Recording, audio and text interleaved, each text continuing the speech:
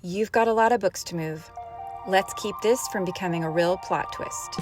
Here's how to pack your books the right way. Step 1. Gather your supplies. You'll need small, sturdy boxes, packing paper, packing tape, and a marker. Books get heavy fast, and larger boxes can be difficult to carry and more likely to break. Tape the bottom shut with 2 strips over the seam, 2 more across, and final strip around the perimeter for extra support. Step 2. Place your books in the box. Pack books flat or standing upright, with spines aligned.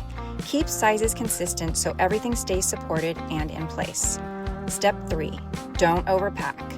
Even small boxes can become too heavy, so avoid overfilling them. Fill any empty space with packing paper. Step 4. Label clearly. For simple and organized unpacking, clearly label each box with its contents and the room where it belongs. And just like that, your books are packed, protected, and ready for their next chapter. Prefer to leave it to the pros? We've got you covered. Give us a call.